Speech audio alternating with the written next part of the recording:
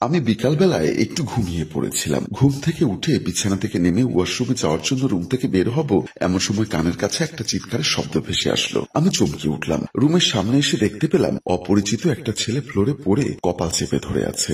পাশে দাঁড়িয়ে আছে ঝর্ণা। ছেলেটি কপাল থেকে হাত সরিয়ে সামনে নিয়ে দেখলো মাথা থেকে রক্ত পড়ছে। মুচকি একটা হাসি দিয়ে আস্তে আস্তে উঠে দাঁড়িয়ে বলল, শেষ পর্যন্ত কপালটা ফাটিয়ে দিলে। আপু মাথা নিচু করে বলল, আমি তোমার কপাল ফাটাতে চাইনি, নিজের রাগকে কন্ট্রোল করতে পারিনি বলে তোমাকে ধাক্কা দিয়েছিলাম, কিন্তু আমি বুঝতে পারিনি তোমার কপাল ফেটে যাবে। বলেই ছেলেটির দিকে তাকিয়ে দেখলো সত্যি ছেলেটির কপাল থেকে রক্ত পড়ছে। আপু চমকে উঠে ছেলেটিকে শক্ত করে জড়িয়ে ধরলো। কান্না করতে করতে বলল, আমার ভুল হয়েছে, আমাকে তুমি ক্ষমা করো। আমি তো তোমাকে বারবার চলে যেতে বলেছি, এখন যদি বাসায় বাবু চলে আসে তখন কি করবে? দুজনই তো বাবুর হাতে ধরা খেয়ে যাব। আমি বুঝতে পারলাম এই ছেলেটির সাথে ঝর্ণা আপুর অবৈধ সম্পর্ক চলছে। ছেলেটি বলল, আমি তোমাকে ছেড়ে এভাবে আর দূরে থাকতে পারবো না, তুমি বাবুকে ডিভোর্স দিয়ে দাও। আপু বলল, ডিভোর্স? অসম্ভব, ডিভোর্স দিলে অনেক সমস্যা হয়ে যাবে। বাবুর এই বাড়ি, এই গাড়ি, এই বিশাল সম্পত্তির ভাগ আমি পাবো না। তাই আমি একটা বুদ্ধি বের করেছি। কি বুদ্ধি বলো? আপু ছেলেটির কানের কাছে মুখ নিয়ে কি জানি ফিস ফিস করে বলল।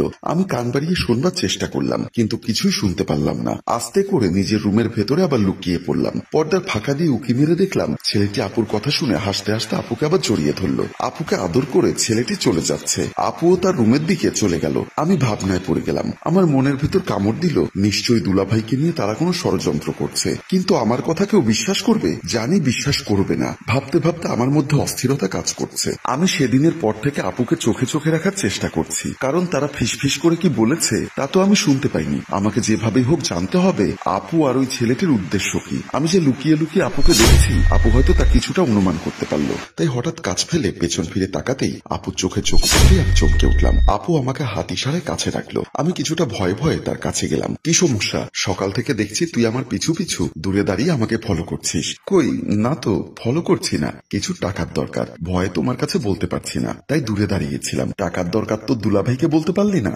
আমাকে বলতে হবে কেন? হ্যাঁ কথা তো সত্য, দুলাভাইকে তো বলতে পারতাম। ঠিক আছে, আমি দুলাভাইয়ের কাছে যাচ্ছি। আপু আর কিছু বলার আগেই আমি দৌড়ে দুলাভাইয়ের রুমের দিকে চলে গেলাম। দুলাভাই তখন অফিসে যাওয়ার জন্য রেডি হচ্ছে। আমি দরজার পাশে দাঁড়িয়ে তার দিকে তাকিয়ে রইলাম। মনে মনে ভাবলাম দুলাভাইয়ের কাছে কি বলে দিব, কিন্তু বলে দিলে তো সমস্যা হয়ে যাবে, সংসারে অশান্তির সৃষ্টি হবে। কিন্তু আমার আপু যে অপকর্ম করছে তাও তো বন্ধ করা উচিত, তা না হলে তো হিতে বিপরীত হয়ে যেতে পারে। এমন সময় দুলাভাই হাসি মুখে আমাকে ডাক দিয়ে বলল, কি ব্যাপার ছোট গিন্নি, ওখানে দাঁড়িয়ে আছো কেন? কিছু বলবে? দুলাভাই আদর করে আমাকে ছোট গিন্নি ডাকতো। মানুষটা অনেক ভালো মানুষ। আমি আস্তে আস্তে তার কাছে গিয়ে দাঁড়ালাম। বললাম, দুলাভাই আমার কিছু টাকা লাগবে। দুলাভাই হাসি মুখে বলল, টাকা লাগবে তো ওখানে দাঁড়িয়ে আছো কেন? আমার কাছে এসে বললেই তো আমি টাকা দিয়ে দিতাম।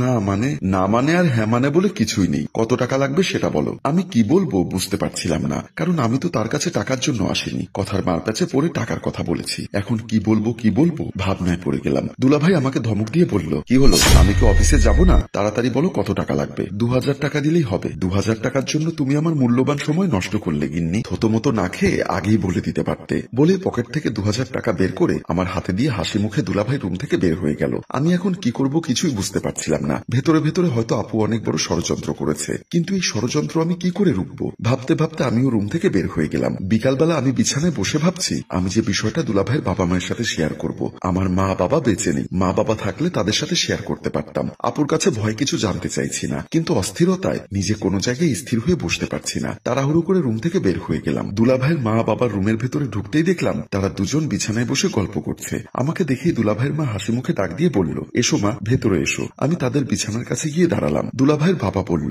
মাগো তোমার মুখটা কেমন জানি মলিন লাগছে, কি হয়েছে তোমার? আমি কাঁপা কাঁপা গলায় বললাম, না কিছু হয়নি, এমনি আপনাদের সাথে দেখা করতে এসেছিলাম। আপনারা চা খাবেন? দুলাভাইয়ের মা বলল, আমরা একটু আগে চা খেয়েছি, এখন চা খাবো না, কিন্তু তোমাকে দেখে মনে হচ্ছে তুমি আমাদের কিছু বলবে মনে হয়। আমি এখন কি করব?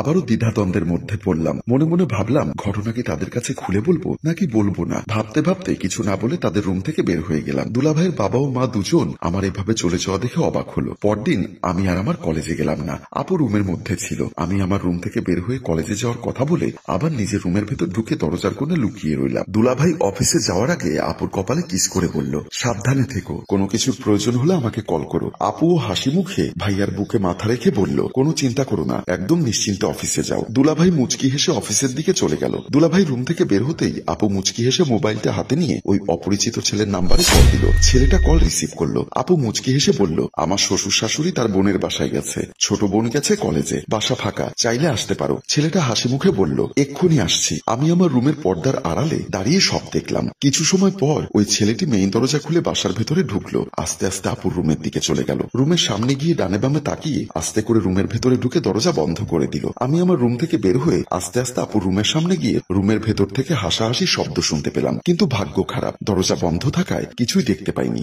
গভীর রাত, হঠাৎ আমার ঘুম ভেঙে গেল। আমি শোয়া থেকে উঠে বসলাম, ঘড়ির দিকে তাকালাম, রাত 3টা বাজে। মনে মনে বললাম, কি ব্যাপার, হঠাৎ আমার এভাবে ঘুম ভেঙে গেল কেন? ভাবতে ভাবতে বিছানা থেকে উঠে ওয়াশরুমে যাওয়ার জন্য রুম থেকে বের হয়ে গেলাম। রুম থেকে বের হতে খেয়াল করলাম আপু বারান্দায় দাঁড়িয়ে ফোনে কার সাথে যেন কথা বলছে। আমি অনেকটা অবাক হলাম। আমি আস্তে আস্তে বারান্দার দিকে পা বাড়ালাম। বারান্দার সামনে এসে দেওয়ালের আড়ালে দাঁড়িয়ে আপুর কথা শুনছিলাম। আপু লোকটিকে বলছিল, ভালো একটা কাজ করেছো, সময় মতো বিষের প্যাকেটটা আমার হাতে পৌঁছে দিয়েছো, এখন বাকি কাজটা আমি করব।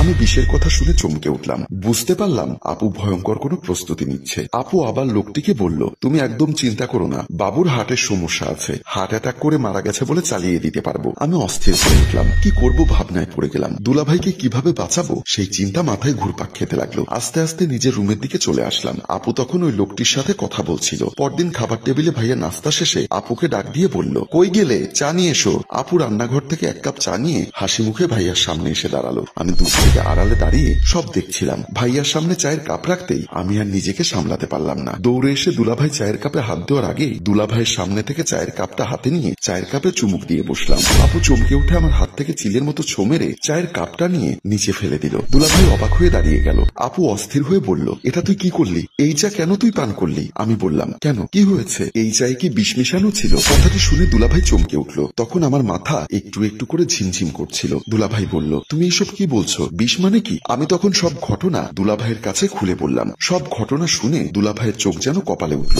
আপু জায়গায় ব্রেক করলো, কাপা কাপা গলায় বলল, না, সব মিথ্যা কথা। আমি বললাম, আপু আমি জানি এই চায়ে বিষ মেশানো ছিল, আমি চা পান করেছি, একটু পরে আমি হয়তো বাঁচবো না, তাই মৃত্যুর আগে আমি মিথ্যা কথা বলছি না। তুমি দুলাভাইয়ের সম্পত্তির লোভে দুলাভাইকে হত্যা করতে চাইছো, কথাগুলো বলছি, কিন্তু আমার দাঁড়িয়ে থাকতে খুব কষ্ট হচ্ছে। বুঝতে পারছি বিষের রিয়াকশন শুরু হয়েছে। আপু আমার অবস্থা দেখে কান্নাকাটি শুরু করলো। দুলাভাইয়ের কাছে অনুনয় বিনয় করে বলতে লাগলো, ও যা বলেছে সব সত্য, তুমি আমার বোনকে বাঁচাও, তাড়াতাড়ি ওকে হসপিটালে নিয়ে যাও। প্রিয় ভিউয়ার্স, বাবু এখন কি করবে? আর যদি সে চা পান করতো তাহলে তাকে এতক্ষণে মৃত্যুর কোলে ঢলে পড়তে হতো।